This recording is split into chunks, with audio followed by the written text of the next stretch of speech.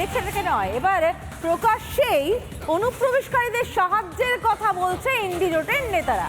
কংগ্রেস নেতা গোলাম আহমেদ মীর তিনি ঝাড়খণ্ডে প্রচারে গিয়ে বললেন, অনুপ্রবেশকারীদের তিনি 450 টাকায় এলপিজি সিলিন্ডার দেবেন, জানিয়ে তীব্র কটাক্ষ করেছেন প্রধানমন্ত্রী। गैस सिलेंडर का कीमत सिर्फ 450 रुपए। न घुसपैठिए देखा जाएगा तो न कोई और चीज देखा जाएगा।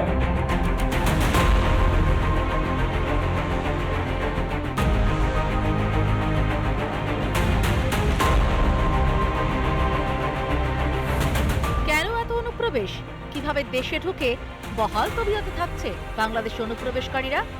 অনুপ্রবেশের রহস্য অনুমান করাটা বোধহয় এতটাও শক্ত নয়। ঝাড়খণ্ডে ঠিক কিসের ভিত্তিতে ভোট চাইছেন কংগ্রেস নেতারা, শুনুন একবার। जैसे सरकार बनेगी 1 दिसंबर से गैस सिलेंडर का कीमत सिर्फ 450 रुपए। ये आम जनता, न उसमें हिंदू देखा जाएगा, न मुसलमान देखा जाएगा, न घुसपैठिए देखा जाएगा, तो न कोई और चीज देखा जाएगा। এ যেন একই মুদ্রার এপিঠ ওপিঠ। এ রাজ্যেও তো অনুপ্রবেশকারীদের সাহায্য করার কথা ফলাও করে বলতে শোনা যায় তৃণমূল নেতা নেত্রীদের। অনেক বাংলাদেশি লোক এখানে বসবাস করে। যদি লিঙ্কের কোনো সমস্যা হয়, বাংলাদেশ থেকে যারা এসছে ভোটার লিস্টে নাম তোলার সমস্যা হয়, চাকরিটা এই কাজটা ভালো করে দেবে। ভোটের স্বার্থে বিরোধী দলগুলির এই সংকীর্ণ রাজনীতিকে তীব্র আক্রমণ প্রধানমন্ত্রী নরেন্দ্র মোদীর। कि जो घुसपैठिए हैं उनको हम सस्ते में गैस सिलेंडर देंगे। ये वोट पाने के लिए आपके बच्चों के उज्जवल भविष्य के साथ कैसा खेल खेल रहे हैं, ये उदाहरण है। ভোটার কার্ডটা হাতে পেয়ে ইন্ডিদের ভোট দিলেই হলো। এলপিজিতে ভর্তুকি থেকে লক্ষ্যের ভান্ডার সবই পাবেন অনুপ্রবেশকারীরা। লাজ লজ্জা বিসর্জন দিয়ে খোল্লা অনুপ্রবেশকারীদের বার্তা দিচ্ছেন ইন্ডি নেতারাই। 21শে জুলাইয়ের মঞ্চ থেকে কি বলেছিলেন বাংলার মুখ্যমন্ত্রী মনে পড়ে? অসহায় মানুষ যদি বাংলায় দরজা খটখটানি করে, আমরা তাদের আশ্রয় নিশ্চয়ই দেব। ইন্ডি নেতাদের এই স্বার্থপর রাজনীতির ফল ভুগছে দেশের মানুষ। কিভাবে ঝাড়খণ্ডের সাঁওতাল পরগনায় আদিবাসীদের জমি কুক্ষিগত করছে বাংলাদেশিরা, সেই ছবি দেখিয়েছিল রিপাবলিক। যদিও এসবে ভ্রুক্ষেপ নেই মমতা, সোনিয়া, রাহুল গান্ধীদের। আমেরিকানরা বুঝে গিয়েছে অনুপ্রবেশের বিপদ বুঝেই অনুপ্রবেশ আটকাতে বিপুল ভোট দিয়ে ট্রাম্পকে ফের মসনদে বসান আমেরিকানরা। ঝাড়খণ্ড বা বাংলার জনতাও কি আগামী ভোটে সেই পথেই হাঁটবে? আর তেমনটা হলে ইন্ডি জোটের রাজনৈতিক ভবিষ্যৎ সত্যি অন্ধকারে। রিপাবলিক বাংলা। বাংলাদেশে যে গন্ডগোল চলছিল ঠিক তখন থেকে হিন্দু নিধন যজ্ঞ শুরু হয়েছে, যা থেকে আশঙ্কা করা হয়েছিল আগেই। কিন্তু এবার সে আশঙ্কায় যেন শেলেমোহর পড়ল বলা যেতে পারে। বাংলাদেশের সংবিধান থেকে সম্ভবত বাদ পড়তে চলেছে ধর্মনিরপেক্ষতা শব্দটি।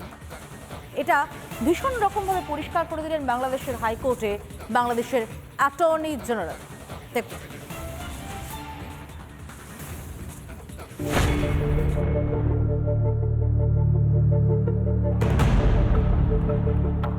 বাংলাদেশে বঙ্গবন্ধু মুজিবুর রহমানের সব চিহ্নই কার্যত মুছে দিয়েছে মোহাম্মদ ইউনূসের নেতৃত্বে অন্তর্বর্তী সরকার।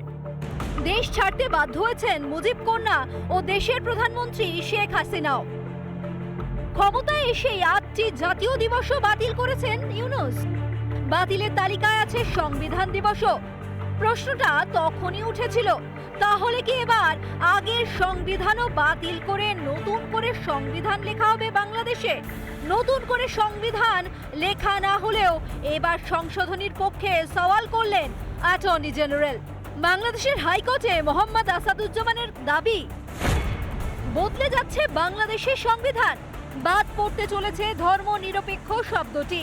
হাইকোর্টে জানিয়েছে অন্তর্বর্তী সরকার, ধর্মনিরপেক্ষ শব্দটির প্রয়োজন নেই। এই দেশের 90% মুসলিম, সমাজতন্ত্রের ধারণাও বাদ দেওয়ার প্রস্তাব। ইউনূসের আমলে এমনিতেই মরছে সংখ্যালঘুরা, এবার কি তাহলে এই হত্যা লীলাকেই আইনসম্মত করতে চাইছেন ইউনূস? কিন্তু সনাতনীরাও যে ঘুরে দাঁড়াতে পারে সেটা বোধহয় কল্পনারও বাইরে ছিল মোহাম্মদ ইউনূসের। ধর্মনিরপেক্ষতা শব্দটি বাদ দেওয়া নিয়েও প্রশ্ন তুলেছেন বাংলাদেশের সনাতনীরা। যাদের পূর্বপুরুষ ছিল ভিনদেশী তারা এখন বাংলাদেশ থেকে সংবিধান বাদ দিতে চায়। খুবই দুঃখজনক।